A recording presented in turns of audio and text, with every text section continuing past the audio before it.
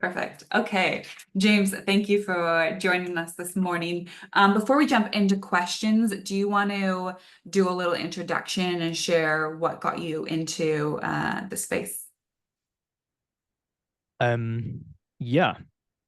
Um, I fell into entrepreneurship by accident and started building a company with my mum, which I would advise nobody to do. Um, and and then from that journey, I was 22 years old and I was like, yeah, amazing. I know a bunch of founders from my recruitment days. I'll just jump into this. Wow. Um, so I started building that company with my mum and it actually is still going, doing several million in revenue actually. But I had to step away because there was a kind of clash of visions. Um, and it was at that moment where my kind of mental health journey as a founder started to, I would probably say, kick off. Um, Subsequently, I founded two more companies. I also angel invest, and hopefully not losing all of my money so far. Um, I probably write 5 checks a year, much to my wife's dismay. Um, and I also speak a lot around what it means to be a founder and managing your mental health, because actually, if you have good mental health as a founder, or you practice good mental health as a founder, invariably you build better companies and you make your journey hopefully a lot less painful. Um, and I think that's really, really important because becoming an entrepreneur now is even easier. Um, and the hustle culture is even harder. But I think we get caught up in this world where it's either billion-dollar exit or nothing, when I think actually it's the opposite. So yeah, that's me. What was the first moment for you when you realized like, oh shoot, I think I have a problem? Um, it was when I left my first company in very late 2019. So we're talking December 2019. And I started to have like suicidal thoughts basically. And I was like, how can you be having this? You have so much. Like, yeah, things didn't work out, um, but you've got a great girlfriend at the time, family that loved you, and yeah, they were still very persistent. And actually, that grew and grew to me being suicidal in early 2020, and I had two attempts in my life, and this all happened in a very, very quick um, time frame. It was like 3 months, and I just felt completely lost. I was seeing friends, I was seeing uh, other founders, investors building great stuff, and I wasn't. And I was just sat there on a train going back and forth from my girlfriend's flat each day, working out what the hell I was doing with my life. And that's where it got really, really bad. And I think what that taught me, other than my wife is a complete saint, um, is that actually a lot of what I think comes from being a founder is wanting to write like past traumas. Um, Hmm. and mine was like I didn't feel good enough through my childhood. And so I wanted to build a company so that people would look at me and go, wow, he's actually built this amazing, like multi-million dollar company, which is on the path to exit. And he's actually good enough. And that's just the wrong way to do things. Some people can do it that way, but most of the time it causes a lot of trouble. Sorry, I'm going off track with our questions, like literally from the first question. But I want to continue on this path of what Go you're for it. sharing. What did you do from there? So you're having suicidal thoughts. You had two suicide attempts. What are you doing to get out of that headspace? Is anything working?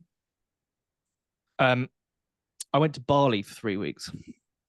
It sounds really cliche, but my psychotherapist at the time, and I was in like quite deep therapy, was put on meds, basically said,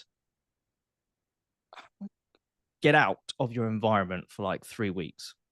Go do nothing other than walk in fields in Bali and be in a jungle and leave this whole company founder thing to one side and just reset and start again. And so I did. And my wife and I hopped on a plane. And I just remember like journaling on a plane going, is this really going to work? And yeah, it did. And funny enough, actually, then another thing that really helped me was lockdown. In a weird way, lockdown was like the catalyst for me to actually sort my life out, and really look at founder mental health or my mental health as a founder and start to pick apart that journey quite deeply. Because we got off a plane from Bali on March the 22nd and lockdown started on March the 22nd. London Wow. was a ghost town and I was locked in my flat for like, well, we were locked in our flats for months. And it was the biggest and best reset I've ever had because I was able to go outside for 1 hour, 2 hours a day, if you wanted to break the rules. But equally, there was no expectations. I put myself on furlough in term from my company, and that was it. So it was time away, really, from getting caught up in this whirlwind, which is basically what we live in constantly, which is trying to build something, which actually saved my life in many respects. Because if I hadn't of left the country for a bit and just done something completely different and really started to like heal a little bit, then um, who knows? There may have been more attempts because I had two in a week, and again, I wasn't picked up by any of the mental health services. But having had two in a week, I'm not sure where that would have gone. What did you realize during your time away? What was the thing that really moved the needle for you? That I wanted to do entrepreneurship differently. Like I wanted to. I knew was. I had that kind of drive and determination and creativity and very ideas driven and work ethic to be a founder. I just wasn't sure how I needed to look after myself. And I think when we talk about like burnout, because I also was experiencing an element of burnout in the run up to like the suicide attempts, but we talk about burnout. I hear so many people go, well, here's what you can do about burnout if you've not been burnt out before. And I think actually that's just bullshit because most people have to go through that experience to actually learn what burnout really is. And like I had to go through it to really understand deeply, sadly, what, what I need to do differently. It's funny enough because my wife, who's a lawyer, she was burnt out and she had to take 7 weeks off work, and this was 2 years ago. And she, to this day, um, says that there is no way she would have known what to do with burnout because she had no prior experience of it. And sadly, she just had to get to that place where she couldn't do anymore to take a step back and go, I don't want to do it like this anymore. And so that's what I really learned is like, I don't want to do it like that anymore. How do I find a healthy balance between my companies and my health? And that's been because quite frankly, I don't want to go back to that place where I'm stood on Putney Bridge anymore. Like it's no, it's horrific. And me calling my wife, I never want to ring my wife again like that. So there's intrinsic motivation to look at how you do things differently to make sure that you don't have to go through something like that. One of the things that I think we chatted about a long time ago was my frustration with the lack of language that we have to talk about mental health problems, right? We have Mm, this like term mental health and it's kind of an umbrella, and underneath that we have, words like anxiety and depression.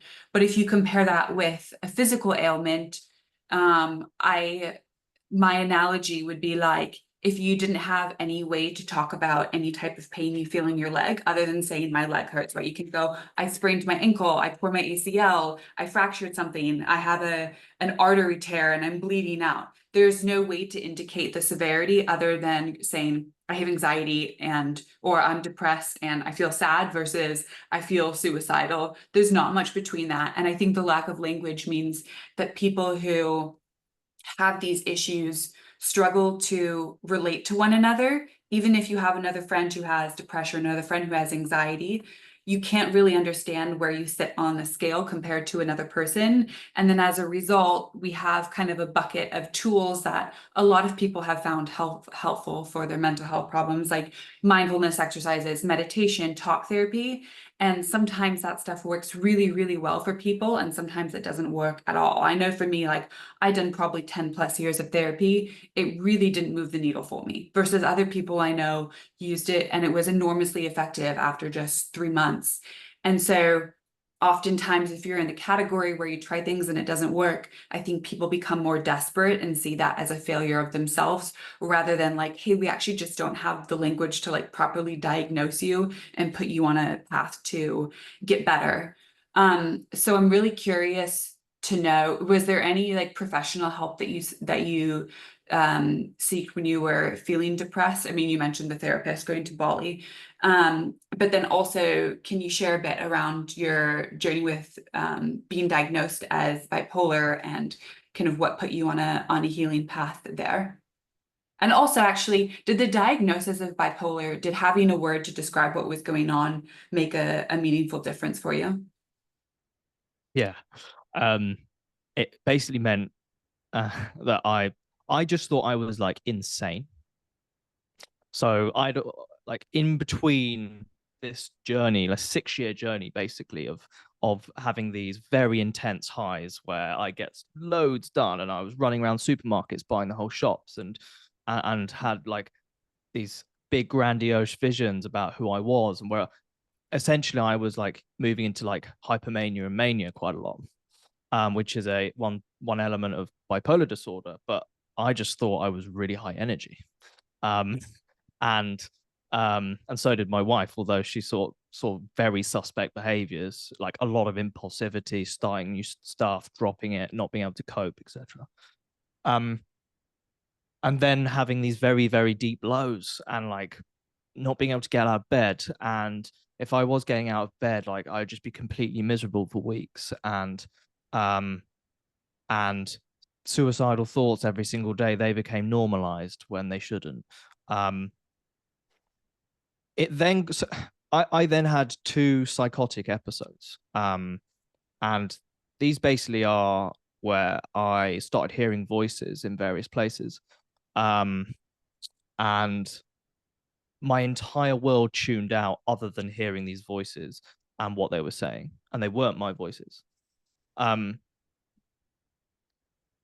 and the last one I had was a catalyst for me to get a diagnosis, actually, because I was misdiagnosed with just depression 4 years prior after that suicide attempt.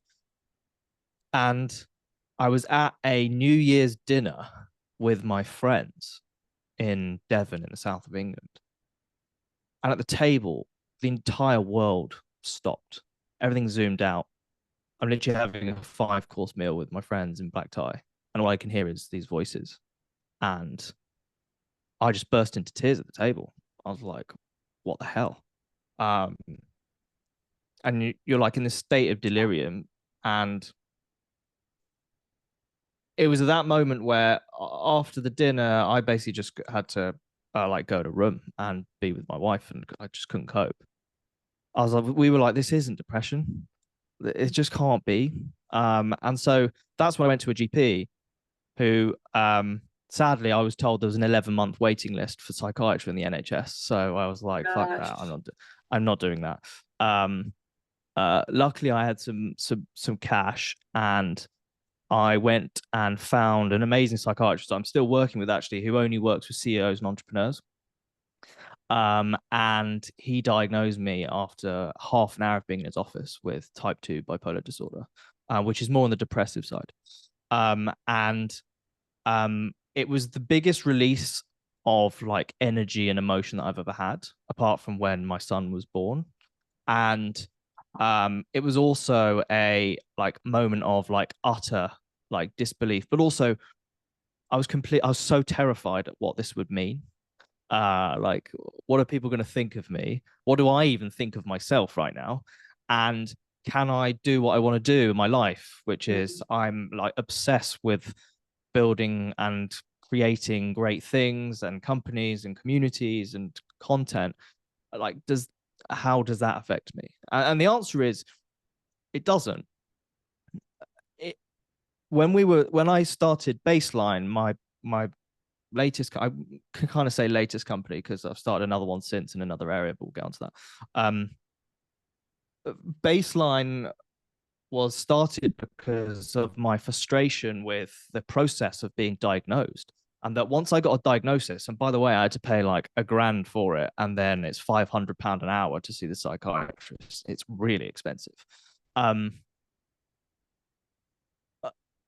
there was nothing. Like it was, he gave me 2 sheets of paper, and he was like, here's some links if you really feel bad. And I was like, this is a private, one of the top psychiatrists in London, like a neuroscientist at UCL, giving me 2 sheets of paper, and there's fuck all afterwards, and there's no community, technology, nothing.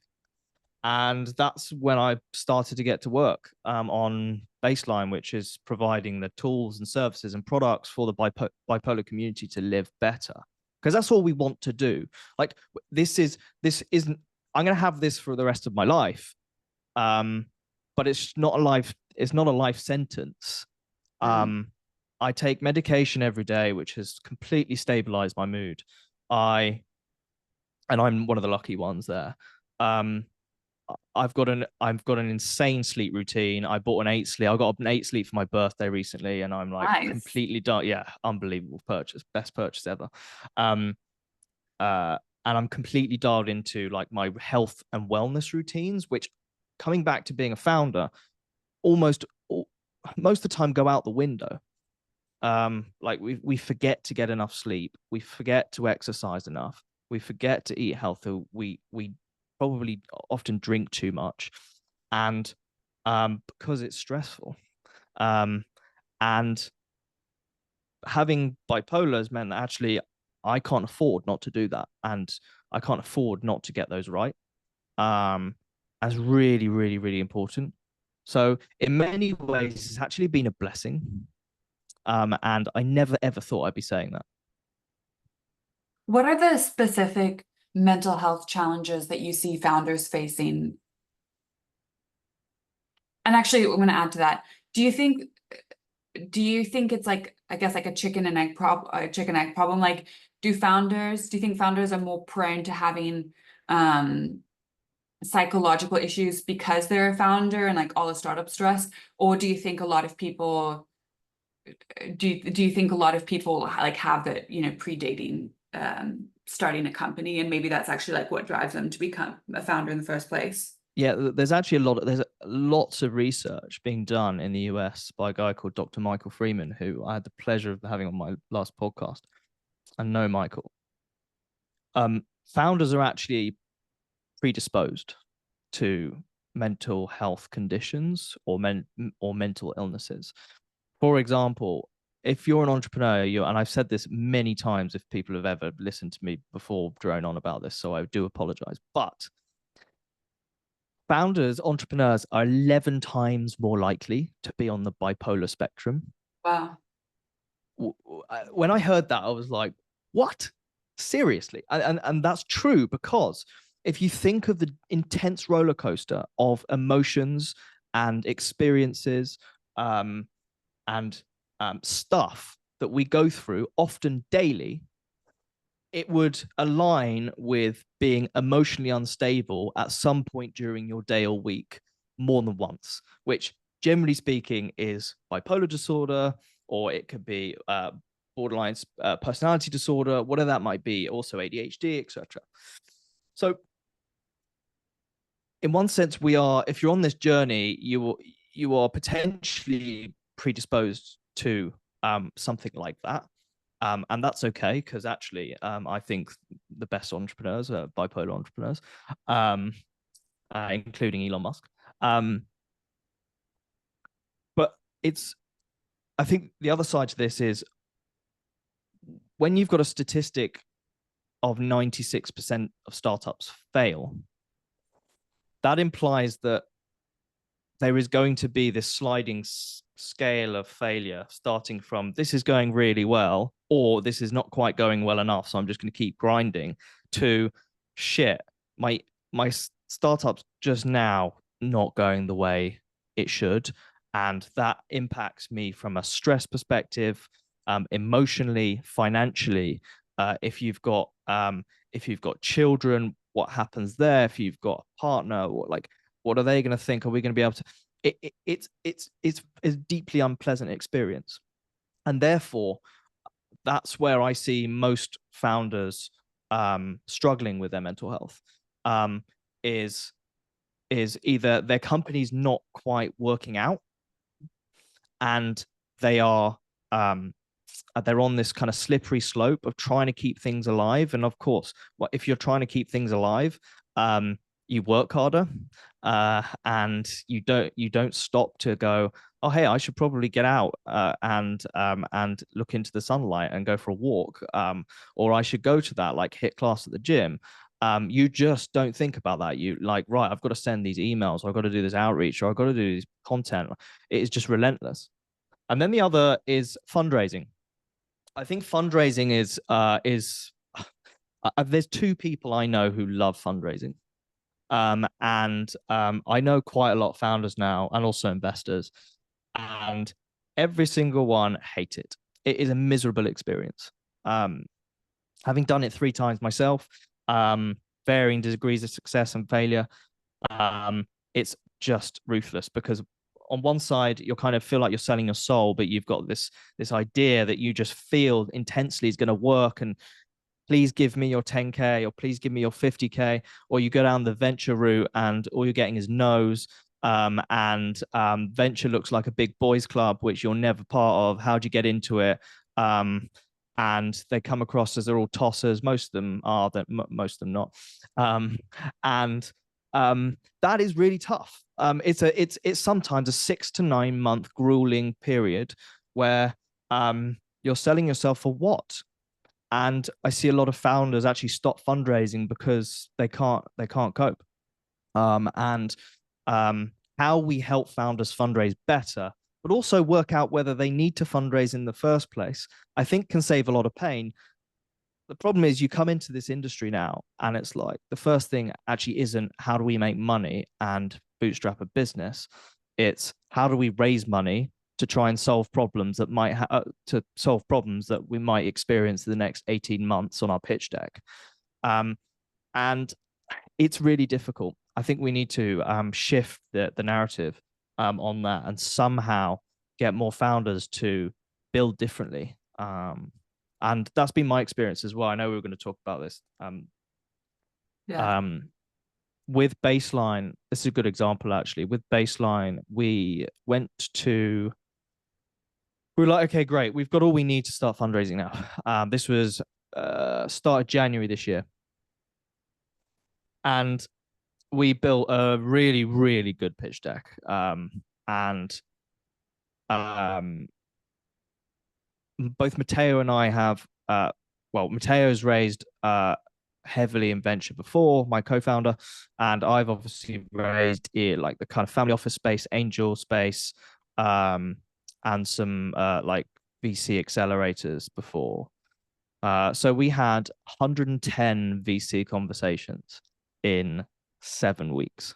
Yeah, it was long. Whilst actually, my wife was giving birth to our first son, and I was like, I was literally in the delivery room taking calls with a Spanish VC, and I was like, this is ridiculous. This is not good. We got down to term sheet stage, and then Matteo and I looked at each other over Zoom actually, and we were like, do we really, really want to do this? Is this the path we really, really, really want to go down? And the conclusion was no. We were about to give away quite a sizable chunk of our business, and we were a bit on the fence by the investors we're bringing in, and we just decided to pivot and go the other way. And that would mean we actually wanted to start bootstrapping with a small amount of angel cash. Now that caused us to be like, okay, well, we don't have much runway anymore. Mhm. We raised 60K from my like really early angel network, and then the product kind of changed, um and yeah, it was that moment where we decided to bootstrap. And what bootstrap means is actually we're going to work part-time on Baseline, give it 20 hours a week, and then go get jobs. So that's what we've been looking at. And it's the best decision I think we've ever made. Because now we're going to look at this over like an 18-month, 2-year period where we can build a business that actually we want to build, and we're not looking at we're not having to send investor updates every month, because quite frankly, like the angel investors that I brought in they don't need that type of contact. But we're not having board meetings, we're not like sending uh emails to our VCs and worried that we haven't hit like 10 to 20% month-to-month growth. And we can build this the way we want to build this. And it's a really difficult decision because yeah, we've got to get jobs, but we'll be fine there, I think. Okay, I have a lot of follow-up questions for that. But just a reminder for everyone, we're going to move to Q&A shortly. I've seen some good questions in the chat so far, but keep them coming, and you can raise your hand if you want to ask anything live. And also, if there's anything personal you want to share or ask too, we are recording this, but we can stop recording too. So you can just message myself at Party if you want to share something that's a bit more open and personal. Okay, where do I want to go from there? I'm thinking like one of the frustrations with I think like LinkedIn and Twitter and YouTube too is there's so much fucking noise and so much pressure to build a company in a certain way and to make sure like it makes you feel like if you're building a company, you have to build it with this type of vision and with these types of expectations. And it's literally just all content that is kind of fed to us incessantly when you're on any startup platform like LinkedIn or Twitter. Like all that content is that style, and it makes you feel like you have no other options and no other choices to do things differently. And one of the things that Party and I have noticed is that founders who do focus more on angel investment as opposed to VCs, you're gonna have pressure to exit for less money. But the freedom that allows is being able to have exits that are like under 300 million, which most VCs would hate. The upside as a founder is still tremendous. The angel investors usually see a better upside than if VCs are brought along because they're so heavily diluted by the time that they get to an exit. So realistically, it's better. The only people who win with pushing this narrative of your startup has to look this way are VCs. And like, who wants to build their company just for VCs? Probably not. It's probably for your customers and for yourself and for your team. So what, I guess, like, what are the different options for founders? Like, let's say someone is thinking, maybe I don't want to raise VC. What are the other paths? What do you see as being potential options for founders? Or what are the right questions that they should be asking themselves? The right question they should be asking themselves is, I think, reverse engineering how much personal runway they can give themselves. For example, if you're going to raise a round, typically if you raise a round under like 500K, yeah, VC is not going to touch you. There's just not enough equity that they can take at a certain valuation, etc. So, how long is it going to take you to raise, let's say 300K or 350, maybe even 400K of angel money, and how long does that give you to really make your business profitable and sustainable? Because that, I think, if you're going to take on, when we were looking at Baseline, we actually we built a big spreadsheet, and we looked at 47 different hypotheses for the business, for the tech, and what the revenue streams were going to be, how big that market was, and how quickly we were going to be able to reach like 1,000 users, paying users, because we thought that would be hitting like 10 mil ARR. So if we wanted to raise in the future, it'd give us a good shot at it. The reason why we did that was because it took us 46 different hypotheses to really land on one that we were happy with, and that gave us enough time and energy to go, right, okay, well, we've got this salary because I fundamentally believe founders should be paid and paid well. We're going to communicate that to our angels, and if they're not aligned with us taking a genuine salary from the business, then we're not bothered. And how long is that going to give us? And we predicted that if we raised about 350, we could have a 2-year go at building that. And I think that's the question really that you should be asking yourself as a founder, because it really is about time and money. And because if you're building something and you're not making money, and let's say in my example, my wife was the main earner in the family, and I'm bringing nothing to the table for 2 years, even though she said it's absolutely fine, psychologically, it's going to have an impact on you. And I think that we should be aiming to be paying ourselves quite quickly, and well, so that we can start to pay for things that allow us to be well. And that really is where I start this. Where the last area I want to touch on is like kind of a toolkit for founders who might be feeling really shitty right now, whether that's anxiety, depression, life circumstances. What are the things that have moved the needle most for you? You've mentioned some already, but like just off the top of your head, is there anything else that you want to add?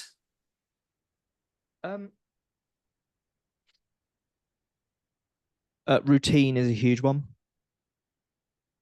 I am religious and very routined. I kind of have to be now, given that I've got a baby, but I'm very routine about when I take time off work during the day. So like I'd go to the gym almost every single day at lunchtime, around 1 o'clock, and I'll spend 2 hours there. So I'll train, I'll go to the spa, and then I'll eat there. And that is my time to kind of reset and go again for the rest of the day. I also take sleep incredibly seriously. Yes, in part of bipolar, but quite frankly, as human beings, to live a long and happy and healthy life, we should be sleeping 7 to 9 hours a day. When people say to me, I don't need 7 hours, I'm like, you do. The science is there. Please take a look. And it affects your mood, your weight, everything. And then I think you've got to find what works for you as an outlet to vent your experience of building a company. I'm careful with my words there because everybody's experience is going to be very different, but we should talk about how things are going, and if they're going terribly, what do we do, and not sit here and suck it up on our own, because it will inevitably lead to your downfall, I think. And we should have those mechanisms in place, whether that's you scream at your dog in your garden, or you are in the sauna and you write. I sit in the sauna, I write. Yeah. That's Because wild. it's I've like, never heard of anyone writing in the because sauna. I'm like in there for 10 minutes, so 10 to 15 minutes. And I know that it's actually my most focused time in my day. Because like heat brings me into this place where I've got 10 minutes here.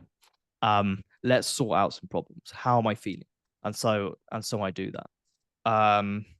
So again, it's about finding those different areas in your life where you can actually start to just vent, start to talk about your experience with building your companies, or how your finances are going, or how your health is, and actually taking those actions, because nobody else can do it other than you.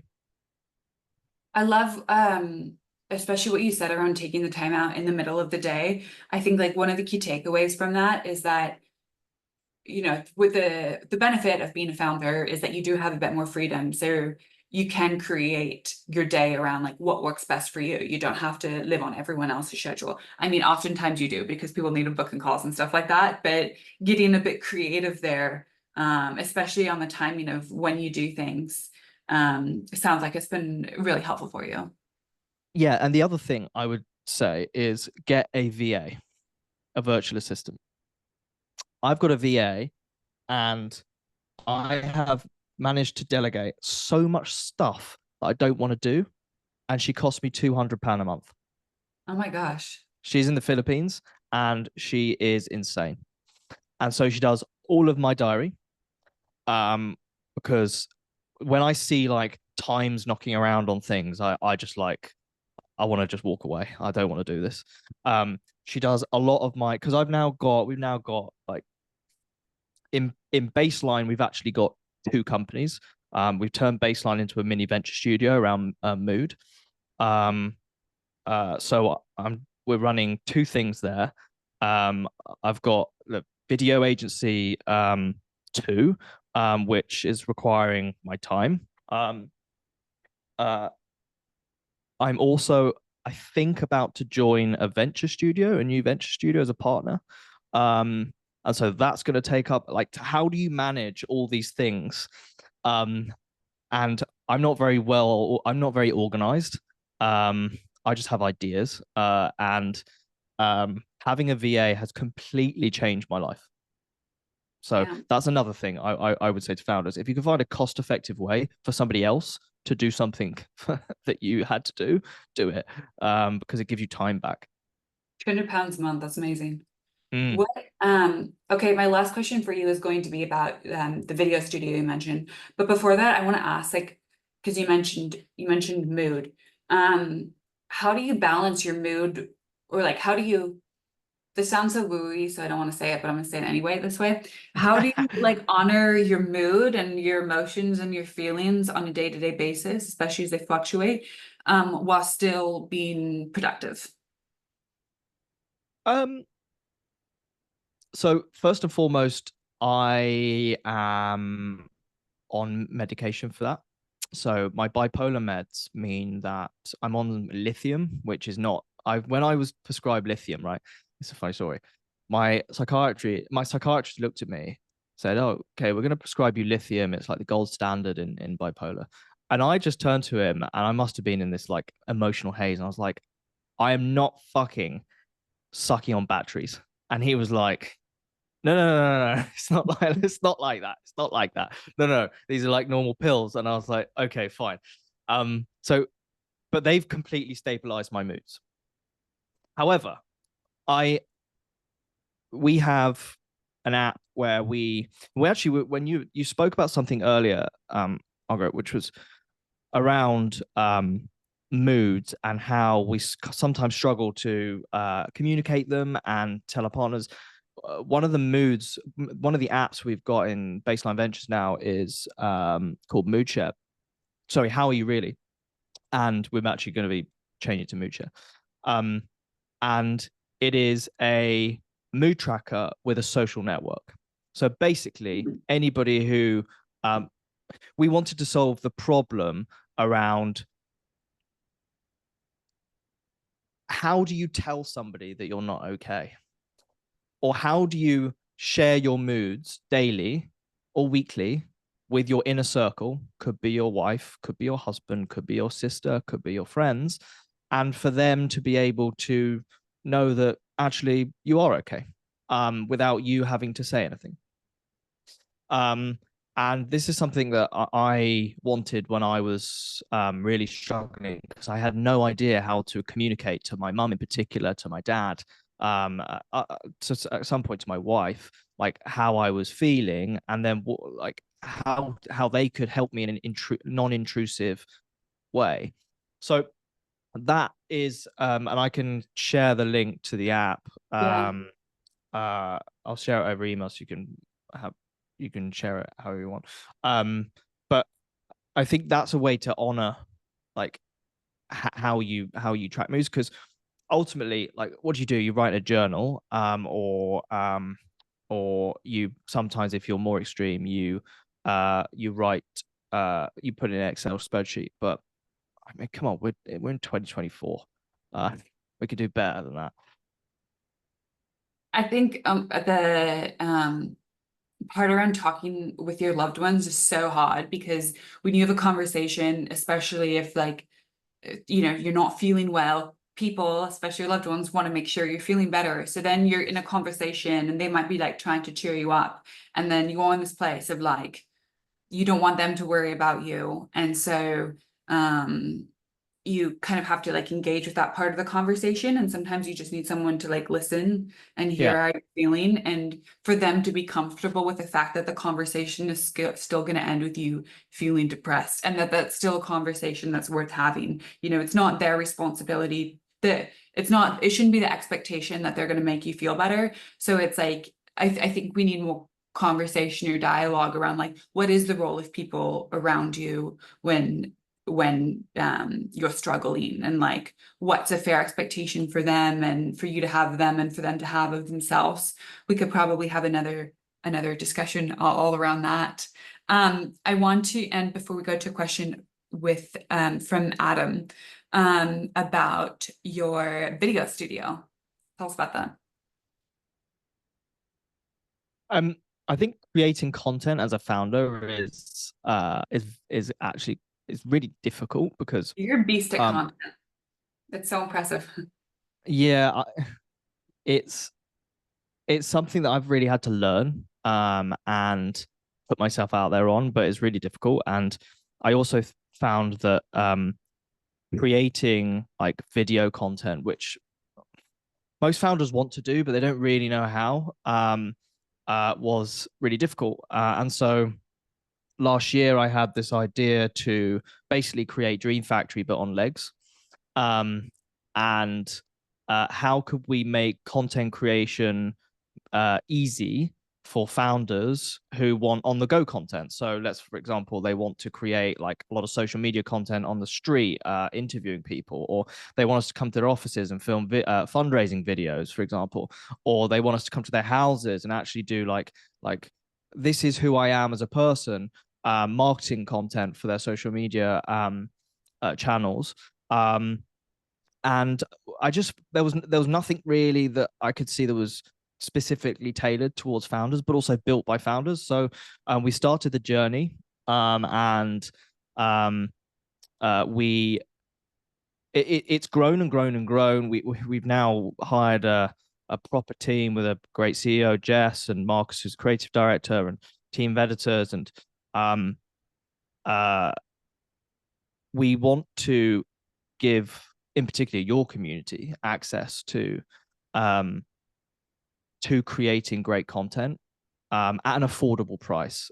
So it's a monthly subscription, which I would really value as a founder, because sometimes I don't know what my P&L is going to look like or my cash flow is going to look like from quarter to quarter. And so if we can dial up, dial down as a founder, that is so important to me, versus an upfront cash outlay. So yeah. Fab. We're gonna send around that link afterwards um for founders to check out. Adam, you've made some really good comments, and I see a question too. Do you want to ask it, or do you want to share it? Yeah, absolutely. Can I just add a little bit of context? This is something that Great. I've bringing up for about 6 or 7 years in entrepreneurship. I was part of a program many years ago, and even at that point, there seemed to be an imbalance between what I call the successful book writers that we see, these, moments of glory where someone has exited and become a known person, famous, whatever. And yet we hear, as James mentioned, not 96% failure rate. And I've always wondered what it's like to feel like you're on the scrap heap, or you're unsuccessful. And so that imbalance of championing these 4%, and not everybody in the 4% writes a book, but these unusual anomalies, and then trying to practice that, it's like trying to be an Olympian and tell people you can't fly. How are you going to get yourself to these forums where you can actually become successful? Anyway, that's the backdrop. It's something that I've felt. I mean, James is doing an incredible job of outlining his own experiences, but also I think I'd be surprised if this doesn't resonate with every single person in the room. So in one sense, I think I've been lucky. I think I'm quite self-aware, and I know that I have fluctuations in my cognition. And on the other hand, I don't think I've seen the tools, been made aware of the tools. And the fact that I care about other people means I'm really frustrated that I see other people falling off the cliff rather than being helped. Anyway, that's the context setting. Yeah, so the question that I think is a useful question, not just for me but others, I hope, that I wrote in the chat was, how does anyone open up when we are meant to be superheroes? That's the narrative that you hear. You don't get to the Olympics by being injured or absent. Can you navigate the preemption of dropping away? What is it that you have to bake into your thesis of going down that funding route, down that programmatic route of I'm going to be here and staging my user levels, my acquisition time?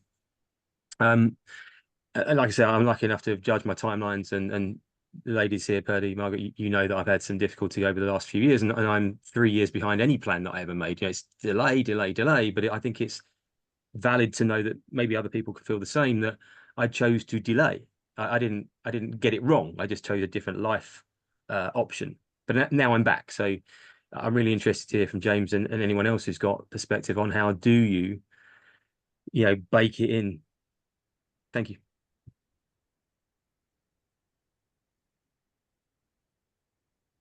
Is there anything you How want do to you say? bake it in? Yeah, I'm actually thinking it's a really, really good question.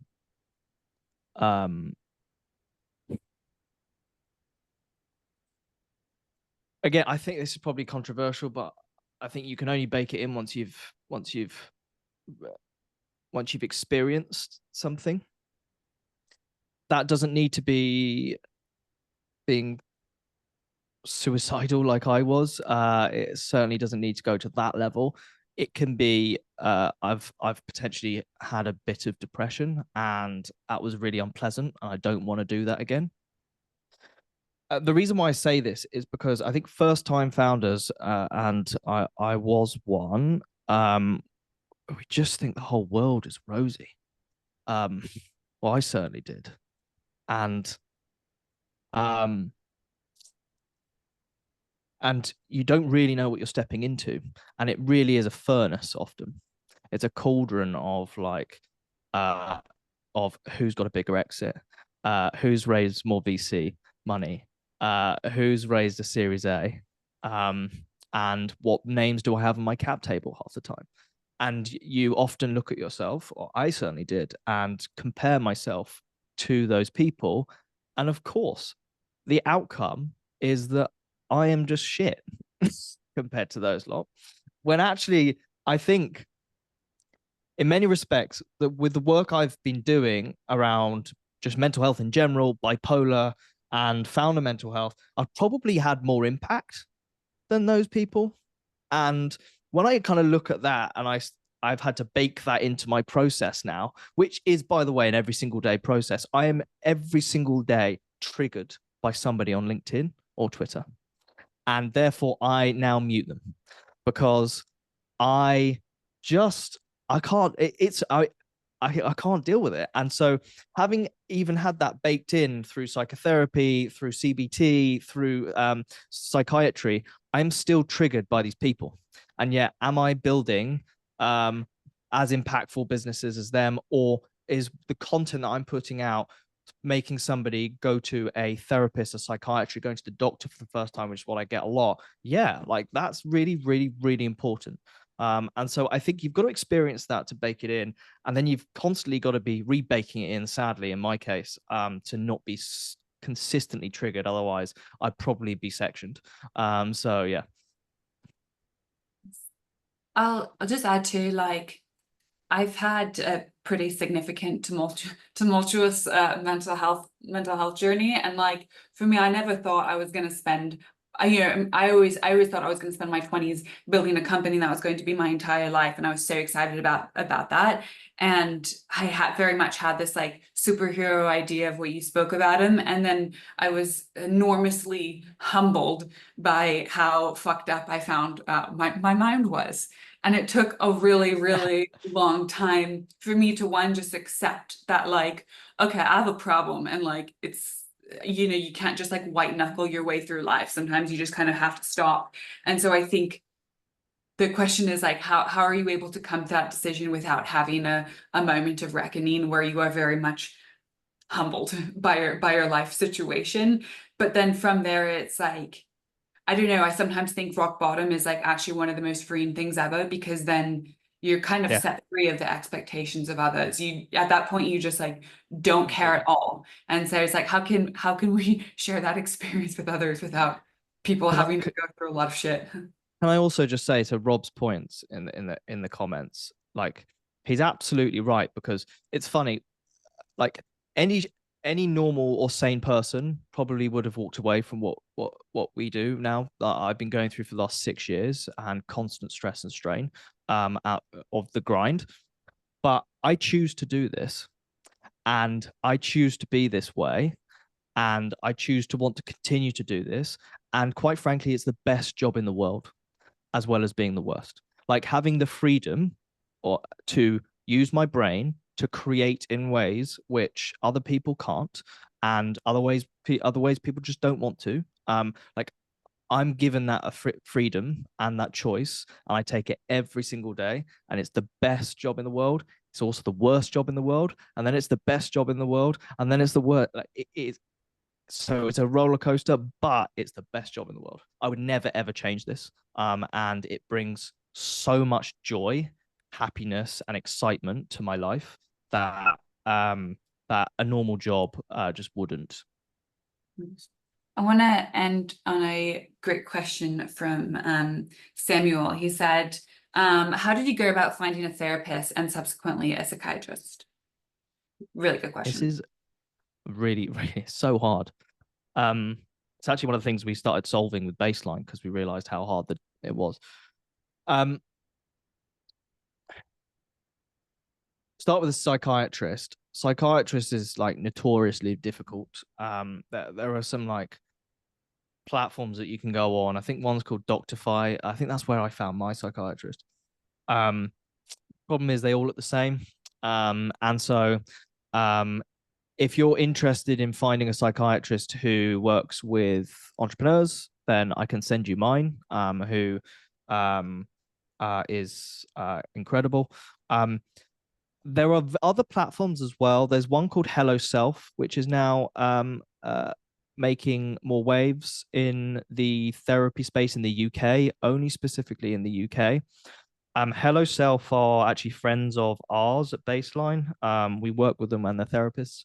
I think the big problem in therapy is that like I have a I want to find a therapist who does X, Y, Z, and there just isn't really that depth of search process in therapy. And for me to find somebody is really, really hard. So I think what Hello Self do is they actually double match with a therapist. So you go through quite an extensive onboarding process. You get called up to say, hey, like this is what we think of. Here's a couple of therapists that we think you should be matched with. And then on the other side, they send your profile to a therapist who has to opt in and match you based on your credentials. So you've got a much tighter bond, and therefore, hopefully, you can have more recurring therapy sessions because somebody needs to get you. And that is one of the most important things about therapy is they need to get you. So that's how I would find a therapist now, or a psychiatrist. So yeah, if you want me to send you his practice is Bloomfield Health. And he also does therapy there. So yeah. Yeah. Yeah, it'd be great if we could share the links to those afterwards. I'll just add to well, actually, firstly, Adam left you a really nice comment, James, which is really sweet. You might want to read. Oh, that's so nice, Adam. I was just gonna say with the therapist, like I would assume that, I mean, the personalized service probably has a different result, but if as your therapist shopping, assume that you're not gonna find the first match at the right, like right off the bat. And just because someone comes in with like an opinion about you, shop around and make sure you choose. Like that's such an important decision, and getting the wrong therapist sucks and can send you down the wrong path. So don't just think you're talking to an expert and trust someone blindly. I'll on a final note, where can people find you? We'll share the links for Baseline and Journey, and your LinkedIn, but is there anywhere else that people can find you? No, I've dramatically reduced the amount of social media platforms I'm on, because they just cause me like I just start comparing myself to others, and I can't be bothered with that anymore. I've got a little boy in the other room who smiles at me every time I go in, and life's too short. So I'm now really only on LinkedIn. I'm a little bit on Twitter, but I post a bit about politics, and nobody wants to read that. So yeah, you can kind of see all my companies on my LinkedIn page, and I use that as my kind of personal landing page now. So yeah, the most freeing thing, Margaret, actually was like deleting Instagram off my phone as a founder, because I stopped seeing, whilst I was at my laptop, like working, or doing stuff around my startups, I stopped seeing my friends like socializing on Instagram and having a great time, and I was like, cool, if I just don't know, then who cares? And that has been the best decision I ever made, and it's been so freeing. Makes sense. Instagram, I don't know. Is it beneficial to society? I'm not so sure. I don't know. Can I ask a quick question? Sorry, I know we're like 2 minutes over. If you've got another 60 seconds to hang around. Just about. Okay. It's just that whilst we're talking about LinkedIn and social media, actually on Instagram, I'm noticing that a lot of younger people are way more vulnerable and opening up about things that are challenging for them, but LinkedIn doesn't seem to be following that trend. And I think some of the things that Adam was talking about, and like wanting to be a superhero, is comparing yourself to what people are saying on LinkedIn, but that's not necessarily the truth.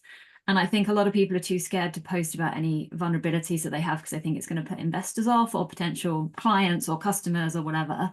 How do we get people to just be more honest on LinkedIn without worrying about the consequences of doing so? So hard.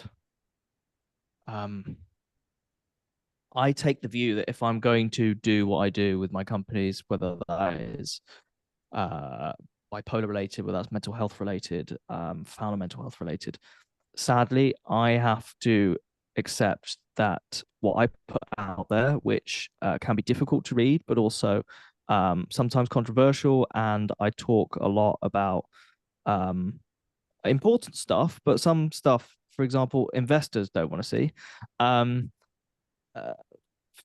That's just a commitment that I've got to make to myself, and I can't shy away from that. So I now adopt the I don't give a fuck attitude, and will post what I want, because there's going to be tons of opportunities out there for me. And if, for example, a VC doesn't like, or an investor doesn't like me posting about bipolar, for example, like I don't want to, they're not in my network anyway. They shouldn't be in my network. Like I'm not going to go to you for money. So yeah, that's how I approach this. But it's really difficult. And I think you have to get to that inflection point where, if it means something to you to post honestly, whether that is building your company, or you're passionate about mental health, or whatever that might look like, you've got to have a pact with yourself to put it out there, because there's just no other way. And that's a pact that I have with myself, and it works. Like for me, like I get great engagement. I've got loads of followers, and people love my stuff. I'm sure lots of people hate my stuff. My friends hate my stuff, actually, which is hilarious. They're constantly sending me notes saying like, stop posting on LinkedIn, which is absolutely like hilarious. But that is what it is. Yeah, thank you. Omer's got his hand raised. Hey, thanks, guys. James, I had a similar experience just around the same time. Same recovery, have been on lithium 20 years ago, Oh, nice. and so Amazing. on. So, but I came off it. Partly, yeah, and I did the same thing back then, but I was kind of forced to. I was developing cancer. So, that was one of those things. But having said that, look, I think there's resilience that builds up over these experiences, which is great. We get coached and talk about things. I think the place where I struggle with, I've just had a child 5 months ago. So I'm Same learning. as There's me. no playbook. Yeah, there's no playbook for it. But, when employees start to have issues, their own, nothing to do Mm. with the company. And of course, we are a startup. So financially, things go up and down. I'm just finding predictability drops, and specifically around, workforce. How would you recommend, because like the resilience I've developed is with me, not the whole team banking on me for, I guess counseling, I suppose. How would you have any recommendations on that? Well, first and foremost, if there's a way in which you could have a therapy partner or a like a counseling partner, um, as a kind of company benefit and drive people to that, I think that's really, really important. And then secondly, the fact that you are resilient, like, should breed a culture of resilience within the company, I hope. And Yeah. then it's around the people in the business building that sort of mindset too. And that's really important. Like, I do believe people should stand on their own 2 feet, and they should make their own decisions around this, and they should take their own action, because mental health mostly is about responsibility. Yeah. You have to take responsibility of your own self, and nobody else should and really can, unless you're in a really dire situation, like I'm sure you and I have been in, Yeah. where somebody else has to take responsibility. But I think that we should breed a culture within people where they take responsibility for their own mental health, because that breed action. And I think if you can impart that on your team in a lead as a leader, it's really, really important. Yeah. Awesome. Thanks. Thank you. That was a really good question. We'll end it there. I know you have your 1 p.m. gym session, James. We're not going to make you late to that. Thank you so much. And again, we'll share the links for everyone afterwards. Reminder, we have a 2 p.m. session with Sam Marchant from Hamburg. That'll be more oversubscribed than mine, because he was a VC. I don't know. I think this is more important. We can cut this out. So Yeah, I know. I don't think you'll mind. Thanks so much. Thank you. Thanks, guys. Thanks. Bye.